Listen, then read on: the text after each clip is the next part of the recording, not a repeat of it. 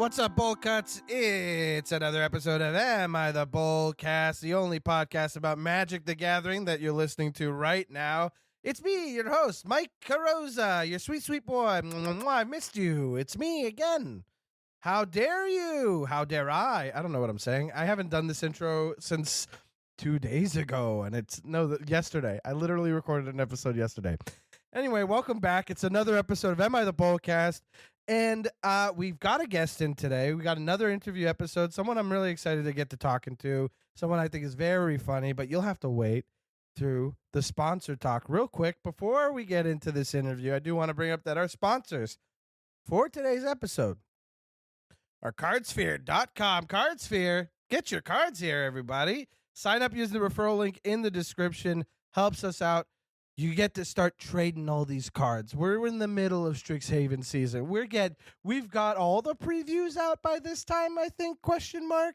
And you got to start putting your stuff online for CardSphere because you're trading your cards away to get more cards. Your cards are your wallet on CardSphere, but so is your wallet. Between you and I don't do a lot of trading. I don't send things out too often. I receive. I love CardSphere because anytime I'm looking for something that I can't find anywhere else, someone on there's got it and is willing to let it go for way cheaper than they should be. Sorry about it. I'll take it. CardSphere.com. Get your cards here. We also got another podcast sponsor today, BoneBoxGames.com. Use promo code BOLCAST for a little discount on whatever you get from them. Great deck boxes. They got new one coming soon, hopefully. Jesse and Evan teased another look. And again, I got to say, I can't wait to see this deck box in person.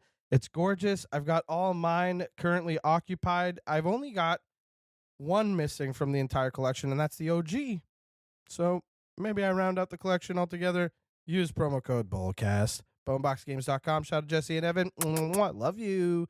And also Efren from CardSphere. I love you too. He also did an episode of this, which you've probably listened to by now. That's it. No more sponsor talk. We're done being good old corporate boys. None of that no more, because today we're gonna be some bad dudes today. We're gonna be Rudy. What am I doing? They don't know who you are yet. They don't know I'm being a little goofus. Why don't you tell everybody? You're introducing me like I'm an escaped chimp from a zoo or something. Yeah, I'm a nightmare right now. You're really setting a high crime standard. The crime is having too much fun, and you know what? Lock me up. Lock me up. I'll do every time. I'll do all the time, every time. Lock me up. I'll have too much fun in jail. Extend the sentence. My guest I'm going to have a straitjacket amount of fun. A straitjacket amount of fun? I'm going to get a Funty1 Funtied. A Funty? Wait. Instead of 5150'd. I don't know that reference. What's 5150? Oh, that's when you're involuntarily placed into a mental facility. And that is you know what? There's a lot of stuff I'm learning today. I couldn't think of a better way to get myself on here. and guess what? Tell everybody who you are. What's up, Bolcast? Hello, I'm Hunter Sailing. I'm 1/3 of the sketch comedy trio Business Casual. You may know about our podcast, The Business Casual Show. It comes out every Monday on All Things Comedy on YouTube, Spotify, wherever you get your podcast. Oh, yep. I've been a comedian and an actor one sort of way or another since I was a kid. And I've been playing Magic the Gathering again for about the last 4 months. Beautiful. Since I took a many-year break when I used to play Standard when I was a 12 to 14-year-old, and I would go to comic shops in Mira Mesa, California, and the sweatiest dudes would absolutely paint the sidewalk with my blood in that game. Oh my God. I've been turned away from blind draft nights forever. From going to comic shops when I was a teenager, not knowing what I was doing, and just losing $15. I hear you. I get what you're saying. Yeah, you're like, this card art looks cool. Do you have enough playables in your colors? Like, there were colors involved? I don't know. What the fuck? I just picked some really clean and pretty art. I just picked a goblin. Oh, a little gobby guy. So Hunter, I was obsessed with goblins when I was a kid. When looking at this game, I'm actually right now. I've been getting back into command. Obviously I'm here with Commander. And Commander, I fucking love Commander so much. Sorry, Ken. Sorry, sorry, Ken. I'll stop now. Hell yeah. I love Commander to death. I'm just that passionate about it. But in honor of that, I'm building a very cheesy red mono goblin deck. Tell me more about this love for goblins, because you're talking about it like it's what get it. This is what really grabbed you and brought you into the game. What's like the first goblin that comes to mind when you're like, when I started? Well, it's not a goblin, but it's the set that I got that was out when I was getting into Magic when I was a kid. It was Shadowmoor, like the OG Shadowmoor set. Yeah, okay. And there was a red-black deck, or no, it's a red-green deck that they released. That's a big creature goblin deck. And I remember then buying some booster packs that from some, I don't know if it was Modern Horizons 1 or something back then. It was a reprint set. It was definitely like a collaboration set that had some like old OG Goblin cards in it. Probably like Modern Masters then, if it was back probably then. Modern Masters. And then I was also just looking through my cards, and I have some OG cards from like 94, 95 that I have no idea where they came from. And I have a Goblin War Drums with the white border from that Goblin War Drums is such a fun card. Because it's just menace. It's the invention of menace. It's just menace. Yeah. But it's like it's just so fun. If I'm not mistaken, Goblin War Drums was originally from like Fallen Empire, so like way early. But they didn't just do that one printing; they did 4 different arts for it, and every single other art had so many different ways of playing a drum. And I always loved that about this card. I always loved it. That it's just all different kinds of little guys playing drums. Exactly. And to me, that's just the most beautiful part about this card is like, yeah, sure, creatures you control have menace. Fine. You know what I mean? 3-mana enchantment, it's got goblins on it. Yeah. Also, I love it's an OG card that doesn't have the name of the thing that it has invented yet, because it doesn't realize that it's invented an entire new caption of playstyle. It has been reprinted. It was reprinted Masters 25, where it does have the new text on it. Yeah, Hunter's holding up I think it's the Fallen Empire's 58C is if you're looking it up on that's Scryfall. 94. But yeah, Heather Hudson. That's good off the top of your head. No, I'm looking at it at Scryfall, buddy. I got another window open. Okay. There's no way I would know. I was going to be like, God dang, Mike, you deserve this podcast. Not to say you didn't before, but Jesus.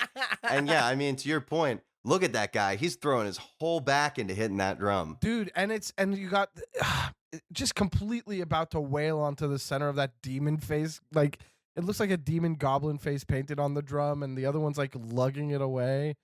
It's great. No. It's really fun. You should see these guys live. They're great.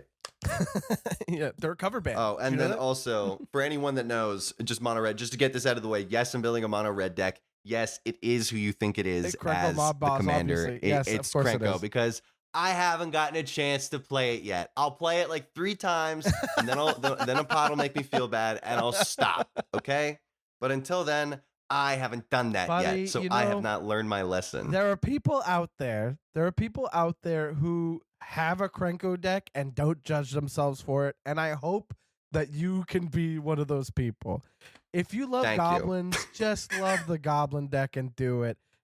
I don't want you to make no excuses. Also, I love that you held up Krenko with the Foundations art, because, like, yes, the other art is iconic. The OG art by Karl Kapinski is like, it's Krenko in a back alley with a knife, and he looks like he's about to stab you. Like, great.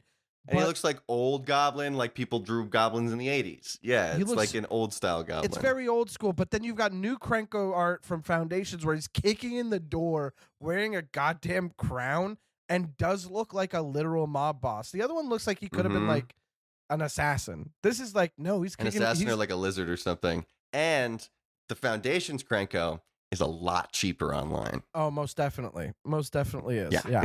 I saved about like $10 getting that printing of that guy. Yeah, because you got it in foil, right? Like that'll be... Yeah, because the Krenko OG one, the foils are up. Tell you that much. Yeah, talk about extortion, am I right? Hey, Jesus. Talk about the flavor text on the card. He says extortion. Hold on a second there, buddy. Hey, hold on a second there, buddy. It's an extortion. Build the Krenko deck, dude. Yeah, man. Thanks for having me on. Yeah. I'm so happy to be here finally talking about Magic. Like I said, I just got back into it. Yeah. Like full swing a couple of months ago. It's just fun, man. It's a good way to spend some time. It's nice to rewire things and like to see... Magic gives you like a nice framework for decision making, and then also like color pie is so useful when describing character. Like I know Like, Mm-hmm. so for those of you who don't know, like Hunter, if you don't know Business Casual, just go to their Instagram page, go through a bunch of reels, then subscribe to the podcast and get watching. It's so much fun. I watched these said it. guys do a full show about cowboys. It's like, it was just called Cowboys. Mm-hmm. And it was just like this long, like, it's not a sketch show, but it's like, it is just like a play. It's just, it's a funny Yeah. play. It was so fucking fun. Sorry, Ken. So many jokes, so goofy, so Thank you, buddy. weird. Lots of like fourth wall breaking in a way that is just like, hey, it's the limits of the medium. And then it's also like, no, that enhanced it actually. It's so much fun to watch you guys be so goofy because immediately you can sense so much trust with all three of you guys. You're all sweetie pies and you've worked together forever. And I also watch you guys on Stamp Town whenever you guys are in town. It's great. It's awesome. And so Thank you, man. there was an episode of Business Casual, and I watched a clip of this when you just opened a magic booster and were like, I'm going to describe a card. Yeah, that was because, well, thank you, man. And like, well, speaking of how long we've been working together, we're actually on April 4th about to have a 10-year anniversary show where we do an improv set. Beautiful. So we met like day one of theater school at UCLA. Hell yeah. Go Bruins.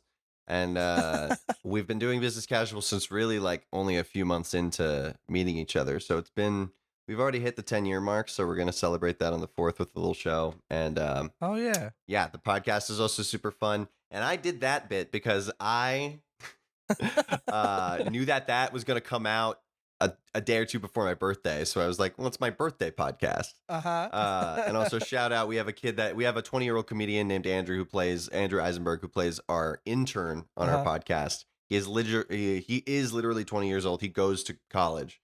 He's intern age. Also his birthday on my birthday. Love but it. for the bit, it was all about me. And I've just been so much into it. I wanted some Lorwyn Eclipse packs. So I had the idea to, my bit for that day, because we all bring different bits to the pod and we don't tell each other, is I just had everybody open packs and then we did improv based on random cards we pulled. That was so much fun too, though. Which is just the most self-serving online comedian thing that I think I could do. But it was worth the time. Isn't that it's the my fun birthday. part, dude? Yeah, it's your birthday. Happy birthday. And also like, it was fun. It just never felt gratuitous. Thanks, man. It just feels like in the spirit. Here's the thing about the podcast and Business Casual in general is that I feel a lot of trust with you guys because I know that the angle is going to be, we're goofy. We're going to get real silly.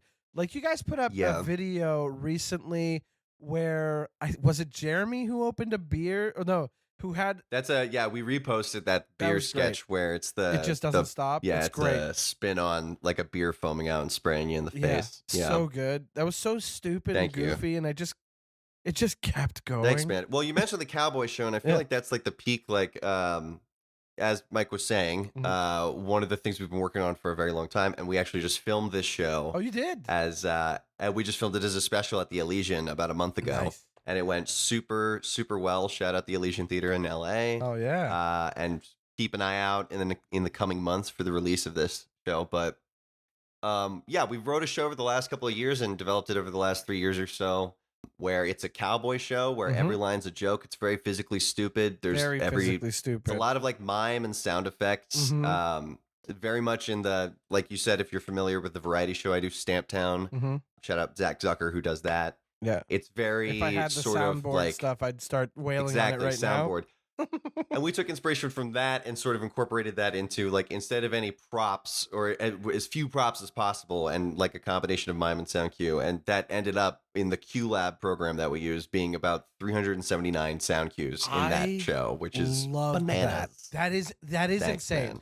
First of all, the dedication to being so like prop light. Like the only props that I remember were like the bonnet you wore when you were the woman in the story. Like it was like its costume elements. So the whole gambit of it is Jeremy, one of the other two guys that I work with in Business Casual. He plays the hero character the entire time and holds it down, and it's his story about trying to find and take revenge on the men that killed his family. And then me and Corey Peter Lane, the other guy, we play every single other character in the world. And we do that by truly like spinning around and like Yeah. changing a hat or coming on with a different like necktie. Yeah, when or posture Corey's or got something the like that. buttoned up vest, it's this character. When the vest is unbuttoned, it's a little different, like it's Absolutely. Yeah. Yeah.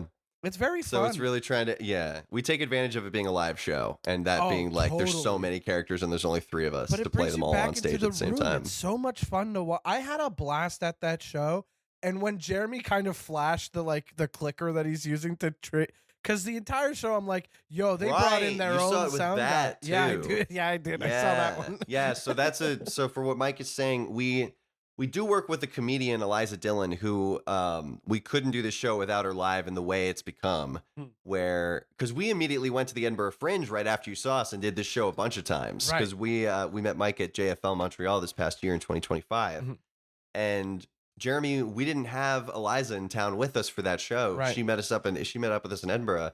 So Jeremy will sometimes run all of the sound cues himself off of a clicker in his hand, which is incredibly impressive because he's not only acting and doing a comedy play, which we're also improvising during, but then he's remembering his own sound cues and every single other sound cue and trigger for the entire show. Dude, not just like his own, everybody's sound cues, but there were bits where it's like, oh, we skipped that part. So he's like going through 2 sound cues to get to the right one, which was a lot of fun. And then Corey at one point, there's a sound that plays and he goes, it's not the right one. I forgot we put that in there. Like it's like that's something that we've come to really like find as our style is like, I mean, like you said, being so silly and goofy and putting a bunch of lights and stuff behind it and sound cues. And then when that amount of cues and stuff that we've bit off is way more than we can chew, when that inevitably goes wrong because we're also running it and finished doing it 5 minutes before the show, that like inherent improv coming off of that is, and like dealing with that well, is something that we've become really accustomed to. You guys, which I love. So I love messing around together with my 2. Yeah, I mean, that's the advantage of doing this for 10 years. Is we're legally brother husbands, I think, at this point. Oh yeah, in the state of California. Well, that makes sense. In California, especially. Yeah. I'll say before we move on to talking more magic, I do want to highlight one of the more insane clips from the podcast that, like, man, recently Jeremy, I forget who your guest was, but on an episode where somebody was like, try to guess what this flag is by describing it, and bare bones descriptions, and Jeremy was still like Nepal, like it was, or like harder ones to guess because Nepal, you got the shape. Yeah, so that was when we had our friend, the fantastic stand-up comedian Jenny Gorlick on. There we go. Yes. To show, Corey didn't tell Jeremy he was doing this bit beforehand, by the way.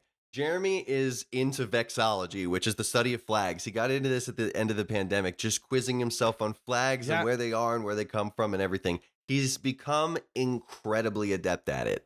And I mean, like it shows in the clip, man, we're not doctoring anything at all. Jenny is really guessing her best and then sort of out loud talking through her process. And then based off her guesses and vague description, he knows what it's not and what he's through her guesses basically guessing the flag of what she's looking at. But after and a he while, gets she it every stops time. guessing because it's like, okay, here's a brief description from Corey, and then boom, was it this? That's boom, it. He gets it. He Yeah, nailed that's it. Yeah. It was so impressive and so funny too. I was shocked while we were doing it in the studio. And also Jenny had asked that we all dress up fancy because she's a very high class person. And so we were all just dressed up in suits, marveling at my man's brain power. It felt like we were in a salon in the 30s in Paris. I love that. Go follow Business Casual, listen to the podcast. It's well worth your time. Please do. At Business Casual Comedy on everything. At Business Casual Comedy on everything. And now on Am I the Bolcast, the podcast you're listening to right now, we're going to talk about Magic the Gathering. Listen up, Hunter. You're back at it. You're dipping your toes into Commander. You're diving right back in. 4 last months, you've been in on playing Commander. What are you rocking right now? What are some decks that you're playing? So right now I'm rocking the 2 decks that I go back and forth on. They're both from Tarkir Dragonstorm. So you got 2 precons from Tarkir. Awesome. Yeah, because I got a gripe with Magic apparently. Tell me. Because it turns out I come back into this. There's a fantastic new format that because I stopped playing in 2010 and Commander really became a thing in 2011. Yeah. Commander hadn't really become a thing, and But now there's so much So god much. dang universes beyond that I really don't like. You're not And it's into it. become a bit of a priority. I'm not into most of it. I There's get a it. lot that I really, really like. Sure. I've come around on Final Fantasy. Excellent set. I love Lord of the Rings. I love Yeah. the Lord of the Rings set. Yeah, really good set. I've come around on Avatar? Avatar a Yep. little bit. The fantasy stuff lends itself well to the game. Exactly. And Avatar is like, this is basically magic. Like, Yeah. like element bending. Bending is basically Yes. magic. Like the element magic. Completely agree. That's chill. I get that. Yeah. And Fallout even I could buy for some Fallout reason. was Something phenomenal, about that. too. Yeah. Yeah. And the Secret Layer set, I'm still trying to get my hands on a New Vegas Secret Layer set. I love those cards. Which one do you, the New Vegas? What do you mean specifically? Yeah, like the Benny, the Platinum Chip, and the I see. Because I just got this one. Yeah. I got the Lucy, the Ghoul, and like from the show. Nice. Oh, cool. A buddy of nice. mine ended up ordering too many, and now I gotta pay her $40 USD. Yeah, But it's buddy. worth it. A couple fell off the back of a truck. Tell you what. Yeah, of course. No. She was supposed to give it to a friend who actually had it sent to her from work. So it's not even like I did a backhanded. I was like, hey, you know what? I am interested in this. I might as well pony up a little. That's cool. No, No, but, like, nefarious dealings over here. That's nefarious magic dealings. In this market, you're gonna get sniped, brother. You're gonna get wrecked. Wizards of the Coast is gonna have you disappear. Yeah, the Pinkertons are back. Wait, were you even around for that? You don't know that the Pinkertons thing is real, do you? Yo, okay. Well, I know about Pinkertons. No, I know that Pinkertons were real. Yeah. No, Hunter, there is literally recent as in the last 5 years, Wizards of the Coast has sent the Pinkertons at somebody on somebody because here, like I'm gonna send this to you. Oh my God, they got the f***ing Pinkertons. I'm sorry, Ken, but it's the Pinkertons. About what? But what secondary market stuff? Well, like so apparently it's like if I'm not misremembering or like a print this, theft. It's somebody at one of the printers kept leaking stuff early, like like they weren't supposed to. They were just supposed to print the set and had NDAs or whatever, and then somebody was like, "Yep, Yeah. well, this YouTuber leaked a bunch of cards, and the Pinkertons are about it." So I'm gonna find this article if I'm not Please find it. mistaken. That's That's what it is. insane. But this is it. If you want to open that in another tab and read it later, Ooh, it was okay. around Micah March of the sent me a Machine, so it would've Polygon been- article. yeah, Oh my God. March of the Machine, 2023, April 2023. We got Pinkertons. Shout out. Anyway, 2023. yeah, the game. That's so recent. It is. It's so fucking That recent. was Sorry, not a Ken. great set. It was fun. But okay, so here's you have your gripe with Universes Beyond, which is that what you wanted little to bit, bring to yeah. this podcast as like your pet No, peeve? no. Okay. That's not what I So wanted we're to bring to saving this that. We're podcast. I saving just that. don't want New York to keep being a setting. I've heard TMNT is a better setting. Spider-Man, I bought one pack and I looked at him and went, what am I Dude, doing? The Spider-Man Marvel superhero had set. 3 good cards that I quite like. 3. I'm being, I mean, the Soul Stone's crazy. the Soul Stone is crazy, and even then, I only like it's not even the one that I'm thinking. You know what? I would say that there are a solid 20 playable cards in Spider-Man that eventually will be more fun to see around. But ultimately, that set was an immense failure. However, TMNT has been very pleasantly surprising. TMNT has provided enough like interesting mechanic stuff that I find intriguing that makes me kind of look past the aesthetic and the rest of the set not being my cup of tea. But like I do think that I'd never had a set where art has made me feel physically disgusted. I have physically felt ill. Yeah. Dude, the pizza, the goopy pizza, The pizza is line is kind of disgusting. insane. It's It's like disgusting. almost like hentai level goop. I'm sorry, Ken. And I leave that in. and I am. It is some of the because some of the alts and some of the borderless Yeah. mythics have some of the alt arts are some of the coolest So stuff. sick, yeah. But the majority is Well, like Yeah, like best case scenario, strange. Worst case scenario, like actively gross. There's the comic treatment of it, like looking like the animated Which is TV like- show, which I'm kind of like, get this out of my game. I'm not into that. And it's like, dude, I don't want screenshots. Yeah, That it's like, part and I know too it's is not brutal. screenshots, but Yeah. it's like, I don't want The Avatar screenshots. set Dude. had that. It's why I don't like people's proxy decks when it's just photos. Like, it's like, yeah, I get that. I like a weird proxy deck. I But get that. unless the whole thing's a meme, and I kind of like it. Look, there are ways to But- do it. You know, there are ways to do it. I was gonna say I've been Yes. surprised. I've been pleasantly surprised at how the turtle set has panned out. I would be interested in buying it if I was not a man that has to choose how he spends his dollars these days. And I'm also really excited for the Strixhaven set. That's a fun one. I'm really excited about the black and white precon and the red and blue precon. I think I've got my eyes on pre-ordering those guys. I'm not gonna lie to you, that Orzhov precon, the black and white one, is looking cooler and cooler every time I look at these 5 commanders. Because every now and then I'm just like unwinding in front of the TV, got something on, I got my laptop, and I'm just like tinkering with like a deck idea, and I'll just pick a new legend or something I just haven't seen yet. And last night, was it, or like the night before, I pulled up my laptop just like an hour before going to bed and pulled up a little something for each of the 5, and that Orzhov one, the Silver Quill one, I will say, banging. And you're right to point out the Looks Is pretty It one, good. because the Is It one is so sneaky good. It's Yeah, real it looks fun. smooth. It does look smooth. It looks a little, it looks like a little fucker. Oh my god, I'm sorry, Ken. It looks like a little mess around a little dingus spellcaster deck, which I'm very happy about. Yeah. Which is why, okay, so tell me on the more about precons the I'm decks that playing you right do now. have. Yeah. Decks I'm playing right now.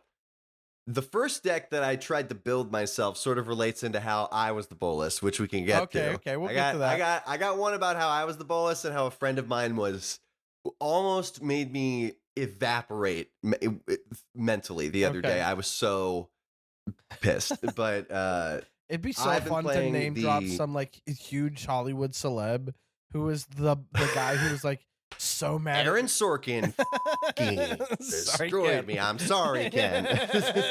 But He would. Aaron Sorkin. I hope you would pay him be- well because I'm really making him work today, and I apologize. I got my hands on the Mardu deck Yeah. from Tarkir Dragonstorm. One of my favorites. Because I went far back enough, yet still affordable enough on precons that Right. are readily available, where I like this aesthetic. I like the dragons. I like just a straight up in-universe Yeah. In Magic, fantasy baby. looking fighting set. Good tricolor Magic, which I love a tricolor set because they don't do that often either. Mhm. So I'm playing the Mardu deck right now. So I am playing the base commander for that, which is Zurgo. Which everything that I've wanted from a goblin deck that I've tried to build myself, Uh-huh. I feel like I'm finding in a friendlier way here. This is a token deck that doesn't make a commander table want to kill me, Yeah. both in the game and outside of the game. I love that Zurgo. And I'm really happy about that. I have 2 decks from that precon. I've got the Zurgo Stormcaller, which is my secret commander deck of Ariad of the Charmed Apple, and 3 Dog Galaxy News DJ, which are the one's a Fallout guy, but the other one's from Eldraine. But those 2 are my secret commanders, where Zurgo's the helm. And the thing is, sometimes I don't draw those 2, and the deck still hums so well because it's a token deck and an auras deck. It's been a lot of fun to play. Yeah. And then Near of No, it Crackling really is Vanguard just is about- busted. It's such a good deck. It's such a good deck, and it's so fun to just get a couple of little guys out there and then boost them up a little bit, and Yeah. just suddenly have like, just You're suddenly the have threat. a little couple of. Give it to 'em. Basically, this just lets me have 6 little dudes to punch you a bunch with. Yeah. And that's And then the that's other fun. one that I've been playing, which I got more recently, and Uh-huh. I sort of bought as a birthday present to myself, Fun. from Next Gen Games in LA. Shout out. Shout The out. owner, I think his name was Jeremy. We talked about decks for a long time, but Nice. I've only been there once. But he also hooked me up with a sweet promo foil because it was my birthday. Very so nice. shout out Next Gen Games in LA. I got the Jeskai deck from Tarkir. So that's the which- one with Shiko and Narset. I'm playing the other commander, Who was which the other is commander from that? Elsha Threefold Master. Oh, another which is it's surprising. token. Yeah, it's a 1/1 sort of a token. However, this one, because I was talking to the guy at Next Gen, and this kind of relates to why I've been really connecting Uh-huh. to Commander as like a for a pretentious way of putting the word comedian, a storyteller, Uh-huh. and someone who likes to like it's the same reason I like playing role-playing games. Yeah. I wanted to play something that felt like a spell sword, if you know what I mean. Like something sort of like, what's a spell sword? well, sort of like magey, but that can also hit you a bunch of times. Okay, like, I see you. Yeah, and like spell sword, I mean like in the D&D sense, it would be like you're summoning a sword out of magic and then you're fighting with that sort of thing. So sort of like up close, but still using a lot of spells, because I'm not someone that's really played blue ever in my life. I've not really played a lot of blue, and I've not really played a lot of white. I'm having a good time with them. Oh yeah, so this deck's got your first love in red, and then blue and white. So Elsha Threefold Master, for those who aren't aware, white, red, blue for Jeskai. You've got yourself a legendary Jin Monk, 1/1 with trample. Hold on a second. And then it's got prowess, which of course is whenever you cast a non-creature spell, it gets +1/+1 until end of turn. But it also has whenever Elsha deals combat damage to a player, create that many 1/1 white monk creature tokens with prowess, which again, your love of tokens, your love of a bunch of guys to attack with. Not to mention that these prowess monks are bananas in the right deck. Monastery Mentor was a $30 card for a very long time. And now it's not so much, but it used to be. No, it's not so much. Yeah, deal. but I'm still happy to have it in this one. I know. Because the tactic that spoiler for anyone who's going to play Commander with me, the tactic for my deck that I've been using with this is those tokens are sort of like a backup squad to take, just to basically be swing sponges. And then this is using them, because a lot of the tokens I also have in here, there's cards to let them be mana ramp, which allows me to cast a lot of spells really quick and then bolster her up to 1,000 times punchy in the face. That's and she has trample. So if I can play at least 2 spells in a turn, she's going to kill something, and she's going to have some a bunch squad of little guys to back her up too. Yeah. So that's been really fun to play, a sort of like, and that feels like the kind of thing I was going for in the feeling of an RPG. That's fun, man. That's like the you know, it's I've never seen this commander in play, but looking at it, I'm like, it's not so open-ended that you don't have a direction to go with it, but it's not completely like telling you where to go with it. You know? It's fun because I do like for as much as I'm getting back into Magic, I also have gotten back into Magic when I have a podcast and a couple of other deadlines and no time, some other jobs and some no other time. So I have not been getting as analytical into the game as some other people I've met, and maybe as I would get if I had more free time on my hands. But I definitely like something that lets me go like, okay, what's in your hand right now?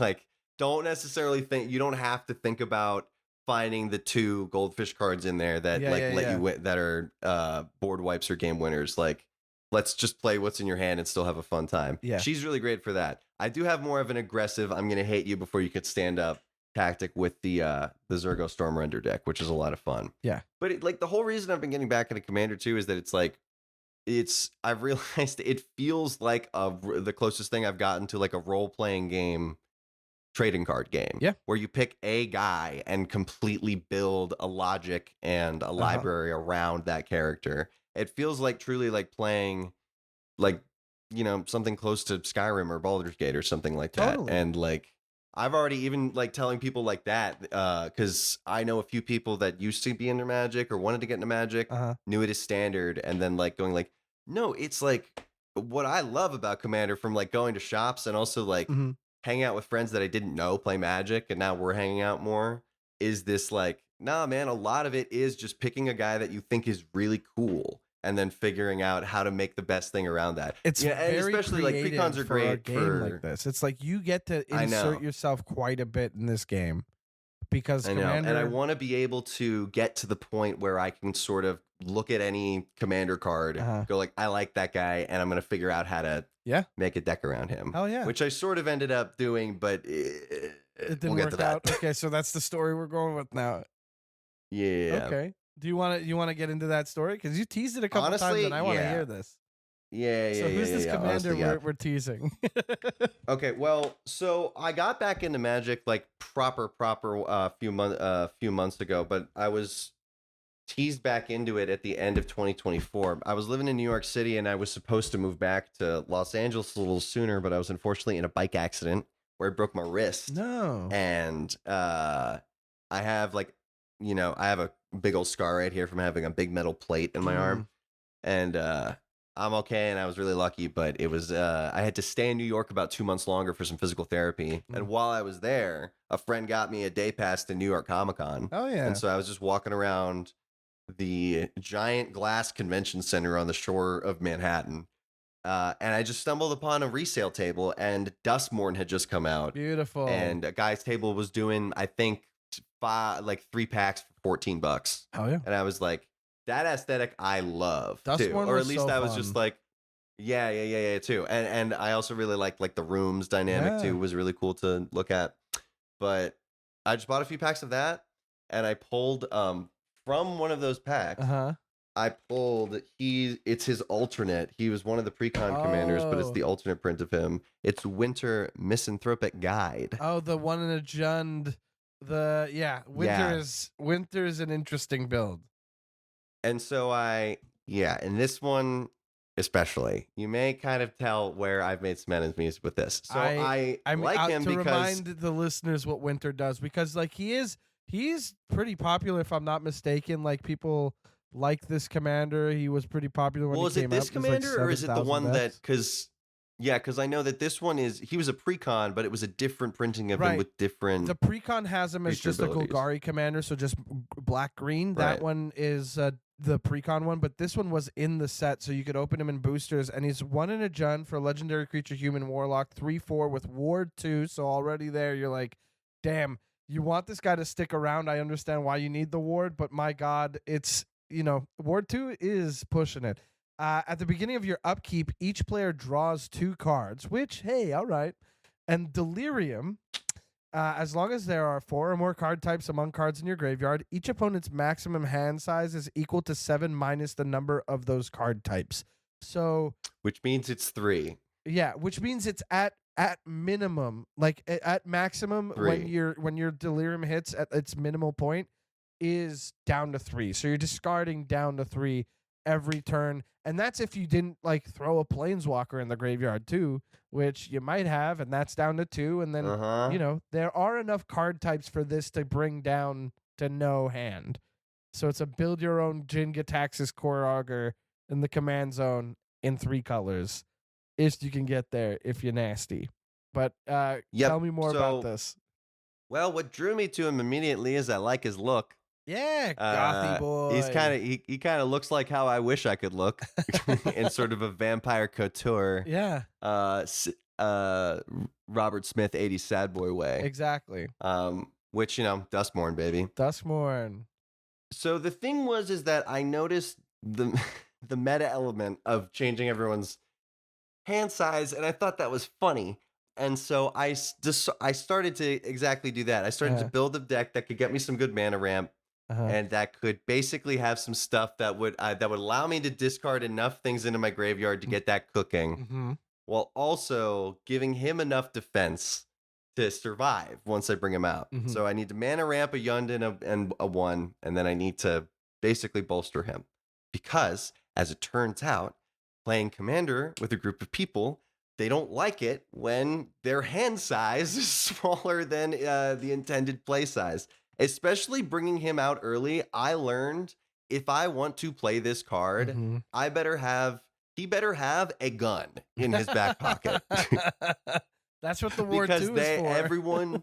Everyone snipes him immediately. Yes. That's what the Ward 2 is for. But I'll tell you what, people I've also just noticed some, I wouldn't even call it gripes with the Commander meta game, but it definitely seems like everyone has a minimum requirement of a lot of mana ramp now, and there seems to be if you want to hold your own, you really got to be able to get a lot of mana out there pretty quick. There is a standardization of what how to build a deck. We've got a couple resources out there, like the Command Zone, that gives people a blueprint on how to build a deck that's going to be consistent enough that you actually feel like you're playing the game.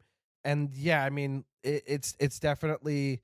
There are also a bunch of unwritten rules that are not technically part of any rules, but if you sit down at a table and you're like, I'm playing this discard deck, you know you're gonna get people being like, we don't want you to play with us. You know? Yeah. And that's coming from me. I had a discard deck that was also my reanimator deck, and I got rid of it because I did not get to play it often. Yeah. Well, maybe it's just because I'm a plucky guy and I'm naive and I'm new. I'm back in the game fresh, but I'm sort of just like, I'll do whatever, man. I'm just happy to be playing Magic. Yeah. But let me show you what. Yeah, like speaking of that. Oh God, where did it go? The fact that there's a standardization of this was like what I quickly learned when I went out and played with my homebrewed deck, because this is also a homebrewed deck based off of a few packs of Lorcana Eclipsed, a few packs of Duskmourn, and then a lot of Shadowmourn cards, Did you hear and then a yourself? lot of You said Lorcana instead of Lorwyn. Oh my God. Come on, buddy. I work for the mouse now. All right. This is actually a big plug. I've been talking about Disney Lorcana this entire time. We're talking about an inkwell. I can't believe I am. I'm just like, do people play this game? That's crazy. I mean, hey, like, sorry if you play Lorcana. No offense to you, but I'm like, my Lord. Yeah, I think I've just seen it in game shops so much that it just brainwormed in. And the gameplay is fun. I just can't get over the fact that it's like Disney character. Like, I don't want to play Stitch. Yeah, I don't want to play Stitch. Anyway. Yeah, well, I'm glad they're doing that so we don't have Universes Beyond Lilo and Stitch. Yeah. But this is kind of my gripe with the standardization of Commander, as I quickly learned while building my deck. This was my first Soul Ring. And because it's a pretty necessary card, it turns out, in every single deck you play Commander with. And I hadn't bought a precon. And when I had Magic back in the day in Shadowmoor, this was not a necessary card. No, this was just not built into the meta of the game. Yeah, and Soul Ring is people everywhere. Like when I bust this out. It's funny. It's a fun because Hunter for the audio listener. Yeah, it's one of the placeholder cards that you get in in the token slot for sets with MDFCs. Hunter grabbed one of those and just drew a ring with a smile in it, and it says Soul Ring. Yep, and Soul Ring. That's it. And it's very charming. Yeah. But it's also, I've taken Soul Ring out of all my decks that I've updated recently. Really? I don't, I don't care for Soul. I like too many cards to want to put this one card in every one of my decks.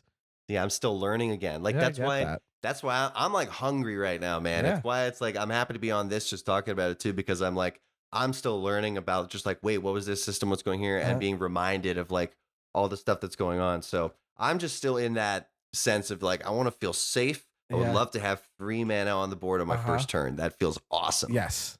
Especially because I'm scared. Yeah. And now you got yourself a Soul Ring and you're like, my ramp package is tight.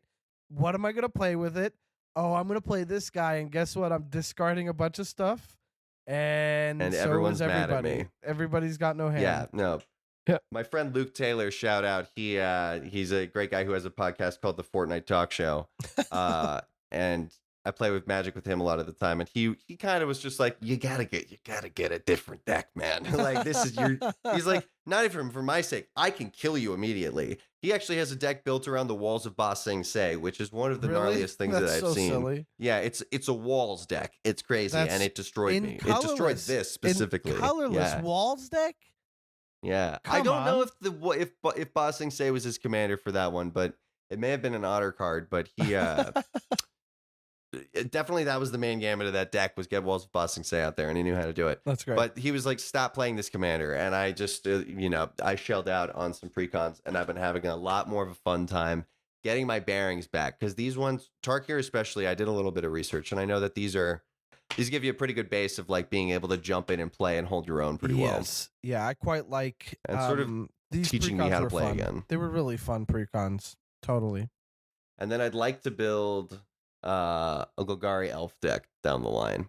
That's a classic. That's one of those like. That's a classic. That it's almost like a milestone of a new player. You know what I mean? I want to get beat up.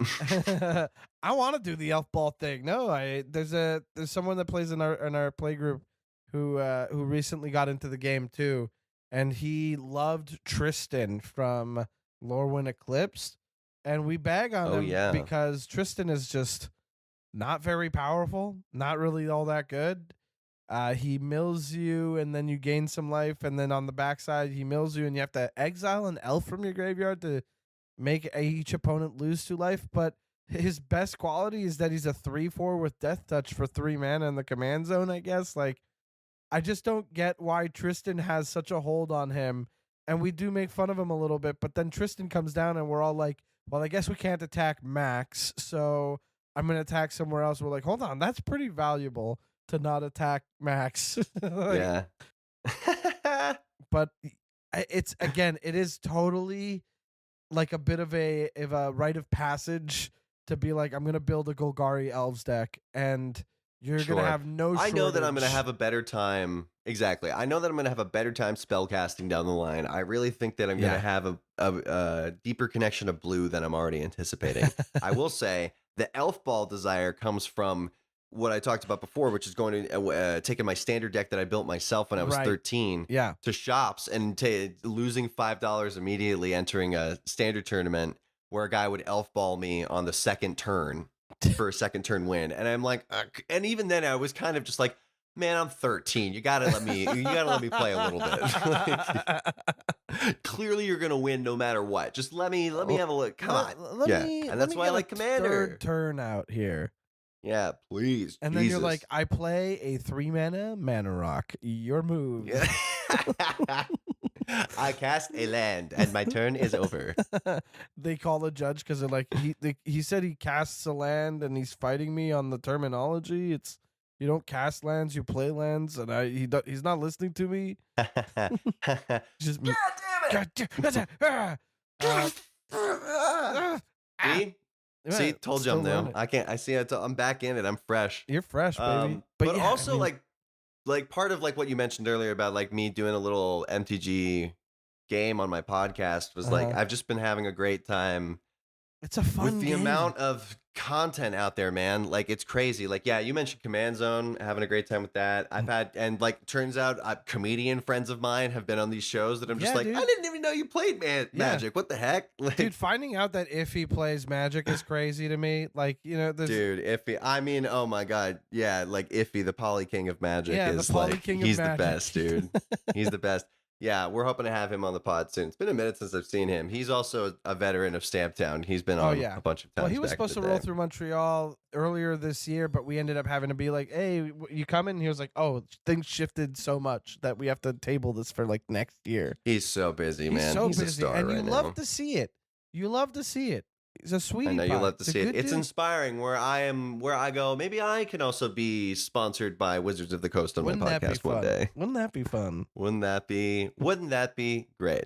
I do also have another Bolas story. Tell me more. Which is, it's real technical move. So apologize to Ken before we move on. I'm sorry, Kevin. I'm sorry. Kevin, it's Ken. What you said? Ken, what the heck? You're so flustered. It's been a long day. I did also record my podcast right before this. You've been talking for 6.5 hours today. I've been talking for a long day. I'm gonna DM this photo to you on Instagram. Okay, just because that's the easiest way for me to do this, and it's perfectly safe for work. We'll describe it for the audience at home. Great. Okay. So there's going to be 4 cards we're talking about, and this is for the heads, baby. This is for the Bolcast EDH rec heads. Okay. There's 4 cards on the board here that we need to talk about, and Mike's reading them and he's already laughing. Oh, I know these cards very well, and my listeners are acquainted with them. And I also have the more I learn about proxy culture, the more I am split on it, because I am like the creator of Magic the Gathering has said, like the fact that some cards are seen as such a necessary resource for the format and are so resource thin that they become so expensive that there is a bit of a price marker. Of course, proxying is great. I'm like, proxy Soul Ring, proxy all this. Sure. I was playing against my friend. Shout out Holly, who she has an entire proxy deck that her and her girlfriend made. And I am a little like, okay. Like, sure. Yeah. Absolutely. Okay. That's another conversation. The cards we're talking about are my commander that I have, Zergo Stormrender, which is the red, white, black. We got a Wishclaw Talisman, a 1 and a black. An artifact. A Thassa's Oracle, which is a merfolk wizard creature, which CDH All-Star, competitive commander, finisher extraordinaire, really popular card. Yeah. And then we have demonic consultation, the which instant, is the enabler which is, for the win for Thassa's Oracle. This is like the yeah, Thoracle with demonic consultation is a CDH like defining combo. Unbelievable duo to be exposed to this early on. And the fact that this was all triggered by me getting greedy for Wishclaw Talisman because I was just entertained and having a nice time and going, what will happen if I activate this and draw a card? So my friend Holly played Wish Talisman, and it bounced back to her because she had used a counter. It had gone to me. I just used a counter. It bounced back to her. I gave it back to her because I didn't know what I was doing here. Right. Well, no, but it's fair. Wishclaw Talisman, when played among friends and being like silly with it, yeah, that's fine. I thought I was doing something. I was like, great, I'm having a good like, time. Okay, great, You're just like, here's a tutor. Oh, I know what I want. Yeah. I pulled out a Planeswalker. Yeah, I pulled out a Planeswalker that let me have a little bit of, that gave me Death Touch on something. There we go. We're all having a good time. Yeah. So I pass it back to her. She plays Thassa's Oracle using the Wishclaw Talisman. But before the creature ability activates, she stacks Demonic Consultation on herself, which exiles the 6 cards of her library and then reveal cards from her library until she reveals a card that she has picked with the chosen name. And it's not in the deck, is it? Nope, it's my card, baby. So then she puts that card in her, like she copies that card and puts it in her hand, exiles everything else. Since that card doesn't exist and her entire hand and library have been exiled, she has to draw until she finds that card. There's nothing. And since X0 is greater than or equal to the number of cards in her library, she wins the game. Oracle, baby. And I, on 37 life, kind of looked up and went, are you serious right now? I thought we were going to play a third game. Yeah, I thought we were going to get some fun in. And then she laughed and laughed and laughed. She's doing you a bit of a favor here, man. I'm not going to lie. Yes. And I didn't say I didn't learn anything from her being the bolus in this situation, Mike. I'm just saying she definitely knew that she was going to curb stomp me and get pleasure from seeing that happen, which I totally understand. It's just it is a wild move to be like, I'm gonna Thoracle combo against a precon. Like you've got some changes to the precon a little bit because you got you didn't play the talisman. I've cooked up about like 10 different cards in here. I've swapped some stuff out. In and out. I've got some flavor in there. I've got a Fallout card in the Mardu deck. Yeah, why not? You're playing some. Did you play the Wishclaw Talisman or was that Holly's?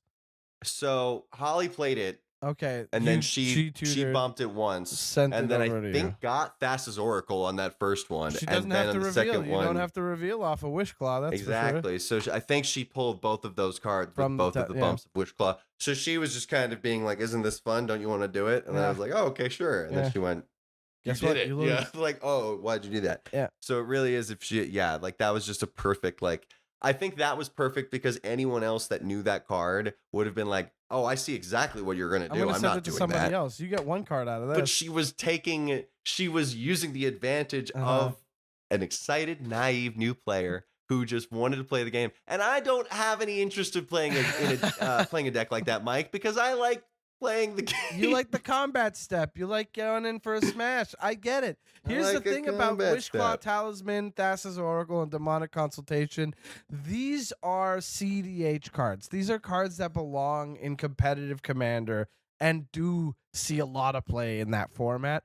But when we're talking about, because I don't know how acquainted you are with the bracket system for matching up. I got up to speed with the bracket. I'm pretty sure after she may have mentioned it's like a bracket low 4, high 3, but like I'm pretty sure it's low bracket 4. It's when you're dealing with a 2-card combo in Thassa's Oracle and Demonic Consultation that automatically can just like get a win that's hard to interact with and all that stuff.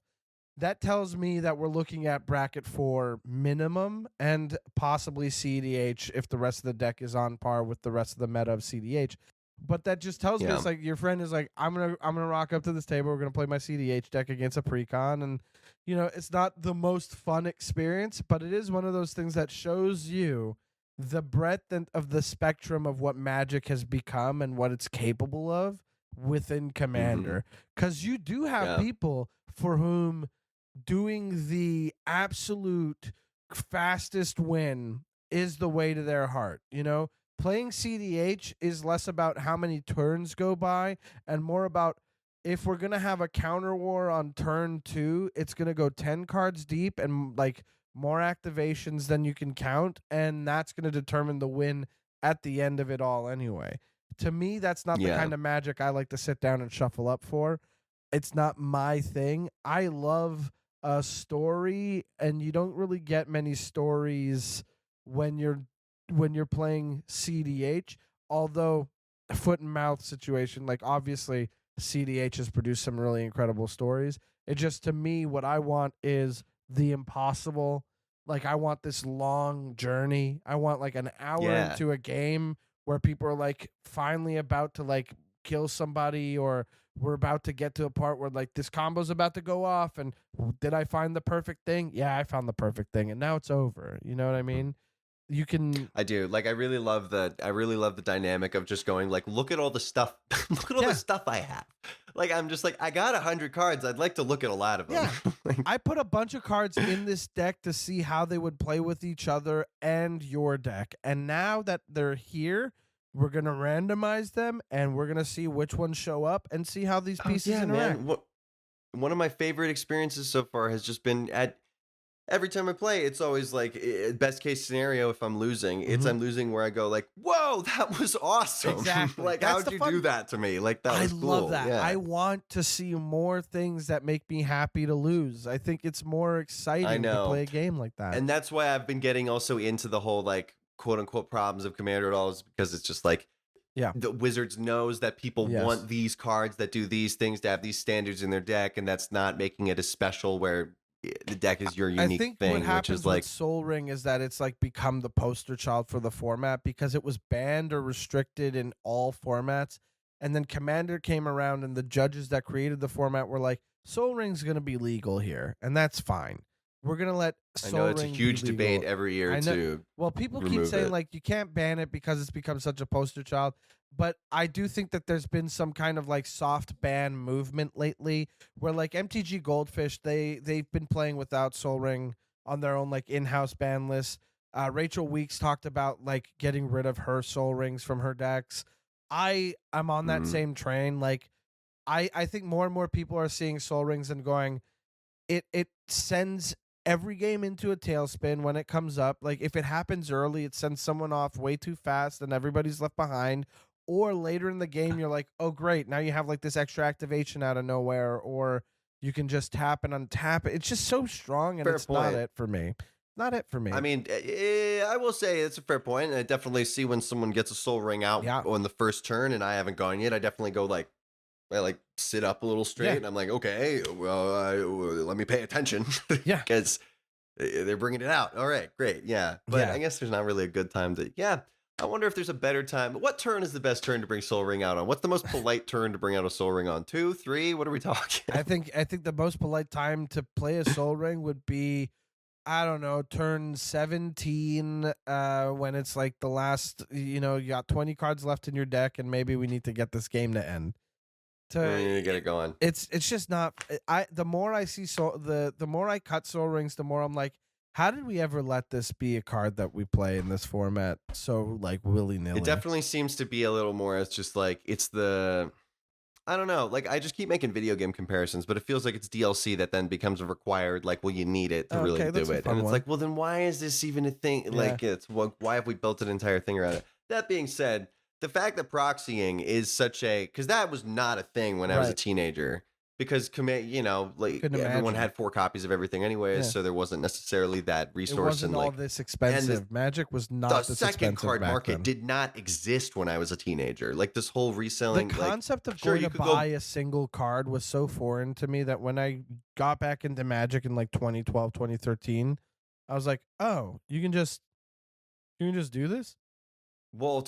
singles weren't odd to me, but a single that was just like singles that were just like anything other than a mythic foil. Yeah. That's what that to me was the singles behind Yeah. at my local shop would be. I'm just like, oh, there's a very rare card that's very expensive. yeah. Sure, but the whole secondary market of flipping like bulk even and like mid-level cards for a couple of bucks. Like that has not been a thing. I will say it's been interesting to know that I've pulled some very good cards from Lorwyn. Lorcana. I've been pulling. Sorry, Ken, you have to bleep Lorcana. I've been pulling some great cards. I've been pulling some great cards from Lorwyn, and I also think it's sort of like personally very cool that the time I'm getting back into Magic, the set has been the same setting of the set that first got me into Magic, which is Shadowmoor and Lorwyn. Yeah, because I love the fairies and elves and goblins of that plane. They're all a little messed up, which is really cool. They got a dark side and a light side to them. They're a little kooky. Yeah, I can deal with but I this. pulled a what is it? The Hexing Squelcher. Hexing Squelcher's the little fun. That little red goblin that everyone's after, and I have the alternate art of that too, and I'm just like. I love that one. Cool. That's like the not storybook art, but like the alt treatment of it. It looks so like oddly menacing. It's just such a funny little dude. He's such a small guy. I can't get over it. He's got some spice in him though. He's got some danger in him. Yo, Hexing and I've been is trying to stay away. I've honestly been really trying to stay away from seeing the value of the cards I have from back in the day, because when I did that Magic episode of my podcast afterwards, I was like, I looked up a couple of values of some foils and some mix I had, and it turns out I had a Planeswalker that was very hot on the market, and one or two other cards from Duskmourn that just were up there. I forget which ones, but I took them back to the shop that I went to before the pod. I got $25 in store credit, and then I just put that all towards boosters. And my friend Luke, who I play with, was like, hey man, be careful. That is gambling. Yeah. And I'm like, yes.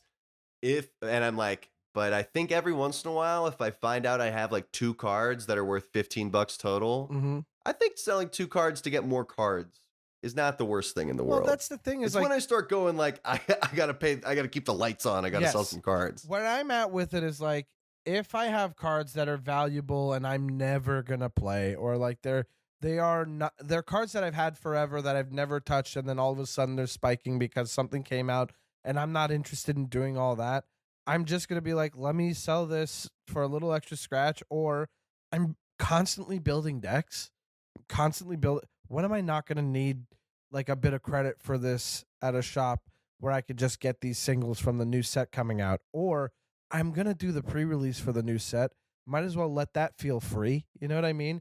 It's the event and the intention of it. Yeah, that's a good point. So that's a really, really good point. I would rather not spend it on just like loosey boosters, you know what I mean? But I definitely understand the appeal of like, if you were to do it and you got like a decent deal on like a collector booster that you're like, why not? Let's crack this. And you found, hey, why not? Give yourself a little experience. But it is definitely close to gambling. I mean, I definitely have been trying to learn. I've been reteaching myself the hard way what boosters are, which is not how you build a deck. No, it is not. It's not how you build a deck. It is a fun.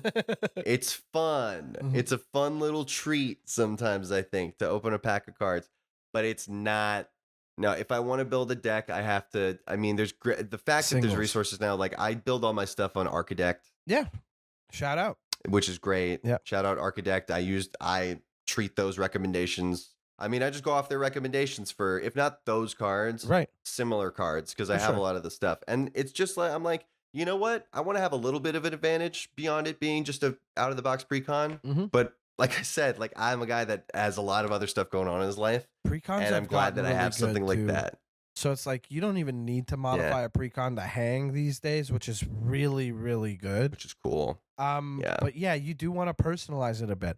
That's the instinct that I keep coming back to, which is like, I love a good precon, but I got to make it mine. And it's going to be, I'm going to find a way to make it mine. Oh, I definitely pop as much as old lands, like chronologically from as long sets ago as I can. Like I love putting a very old weird land in my deck. Get me a Tempest basic and I'm happy, you know? I'm into it. Yeah, that's good. I mean, we've been chatting here for a little while. I think we should get to wrapping it up. But before we do, and we can wrap up. I bought it. Hey, if there's a good way to end it, I bought a booster we can open together, Mike. Let's talk about this booster you bought for the podcast. I bought, and I know I said I got to stop spending money on boosters. Because I think, you know what? I think what I'm going to do, I might sell 3 or 4 cards to put towards the Secrets of Strixhaven precons Yeah, that I'm gonna pre-order. That's what's up. That's Those look pretty good. They are sick. I picked so myself far. up a little Tarkir Dragonstorm. Hey, look, going into the pack, is there anything that you're excited to see? Anything that you're hoping to open? More Jeskai cards, I think. Okay. I definitely want to try. Yeah, Sonic Shrieker. I would love some Mardu stuff. I think that's the Mardu Dragon, if I remember it right. Yeah, the other Zergo would be great to pull. Yo, that Zergo's really fun. I like that Zergo a lot. He's not an expensive card either. Nope. He's got that limitation to him where it's just mobilized and he's keeping those warriors around, but he's very fun. Mm-hmm. He's great in limited. And then other than that, on the Jeskai side, I'm hoping to pull Shiko probably. I would love it if you pulled a Shiko. That'd be pretty crazy right now. That'd be pretty crazy. Let's hope for it. Let's see if we can do it. And you know what? We didn't even talk about the whole what I get on my For You page of dudes just opening packs with the amounts on them. It's kind of every time I watch a full one of those, because I will always watch a full one of those, I go this is really bad for us as people and probably the market and the game overall, but they've got me. It's fun to watch them. It's fun to watch. Not watch somebody crack a booster? Come on. Yeah, come on. I'm not cracking boosters unless I'm doing a sealed pool. Come on now. Yeah. I'm gonna watch some people crack them. What do we got? I don't know if they're all signed. I don't think so. They're not all signed. So you got a signed art card for a Flamehold Grappler, which my favorite. As far as the art goes on this set, I think this is one of my favorite pieces. The monks are fantastic in this set. Would be when I learned that it's more monk heavy. Yes. Yeah. This would be great for your Jeskai deck. That's a really good card. Yeah. Okay. Hopefully we got Riverwalk Technique. Look at that right there. Very nice. Nice little instant. Coordinated maneuver. Okay. All right. Let's get nice little instant. Narset's Rebuke. Ooh, which I do want actually. Very nice. That'd be great. That's perfect. I'm going to put that in my Jeskai deck. Beautiful. Delta Bloodflies. Disgusting. Which is just a nice little insect. A Sultai Devotee, which is a zombie snake druid, which you don't usually see 3 classifications. That's fun. That's a lot of types. That's a lot of types up there. And you know what? Yeah, multi-hyphenate. He belongs in Los Angeles. We got an Ice Ridge Serpent, which is just a nice big ice snake. Let's see. We're still in the commons. A Jade Cast Sentinel, which is an ape snake. Wait, what? Which is, ape snake. Ape snake. I've never seen that one before. I've never seen. Wait, no, I've seen one other ape snake, and it's Thieving Amalgam. I've seen an ape snake. I was in the jungle and I saw an ape snake. Thieving Amalgam. I'm looking it up. Thieving Amalgam is an ape snake. An ape snake is the most cryptid ass sounding thing. An ape snake is what your drunk uncle tells you he saw in the woods. Yeah. We got Overwhelming Surge. Right. Which is, that's basically just Lightning Bolt. Isn't it? Isn't it just like the 3 mana 3 damage to target creature? Destroy non-creature token, non-creature and an artifact. Yeah. Oh yeah, it's like Lightning Bolt with an artifact smash. Not bad. Fresh Start. Which is an enchantment. Okay, we got some rare Starry-Eyed Skyrider, which is a very happy child riding a dragon right there. Severance Priest. Whoa. Severance Priest. Now that is good. the Abzan one. Severance Priest is Abzan for a 3/3 Death Touch Djinn Cleric. Whenever this creature enters, target opponent reveals their hand. You may choose a non-land card from it. If you do, exile that card. Okay. And when this creature leaves the battlefield, the exiled card's owner creates an XX white spirit creature token, where X is the mana value of the exiled card. Okay. So it's kind of like Skyclave Apparition. Skyclave Apparition is very similar to this. But this is also very cool looking art. The Abzan really got a nice glow up in their art. Yeah, dude. Really loving this tree in the back. That's awesome. Yeah, this is... He's pretty mad that branch smells really bad. Yeah, he's very upset with that branch. Next up, we got a Herd Heirloom. Double rare pack. Wait a minute. Herd Heirloom. There you go. Herd Heirloom. That's a nice one. That's frustrating to say. I think that's a couple bucks. Yeah, it's just a nice mana ramp. Oh, cool. Yeah, it's 1 in a green. First of all, listeners, if you don't know Herd Heirloom, congratulations, you're learning that this is one of sneakily one of the better mana rocks to come out of the last year. Herd Heirloom is 1 and a green for an artifact. Tap to add 1 mana of any color. Spend this mana only to cast a creature spell. And then it also has a second ability. Tap until end of turn. Target creature you control with power 4 or greater gains trample. And whenever this creature deals combat damage to a player, draw a card. Really solid. Really good. Really I'm not playing any trickery. green. I'm not playing any green. Yeah. Oh, so good. So good. That's a nice pull. Okay, good. Yeah. That's worth the pack. I'm not playing any green right now, but I don't think I'll sell that. I feel like I'll have a nice green Herd coming into my Heirloom life is a pretty really soon, fun and that'll one. be. And it's also, it feels like one that might be easier to reprint down the line, but it's really beautiful too. The way that shadow hits the to me, all I see is Kung Lao's hat from Mortal Kombat, but it kind of looks like a coin. Yeah, it's sort of like a gold engraved disc that sort of nipples up in the middle. Yeah, exactly. Sorry, Ken. Yeah, that's really beautiful. All the art in this set is really great. That's it's really a huge it reminds point me of a the lot game. of. I don't know if this is surprising at all, but I played World of Warcraft for 4 years when I was in middle school, and it definitely reminds me.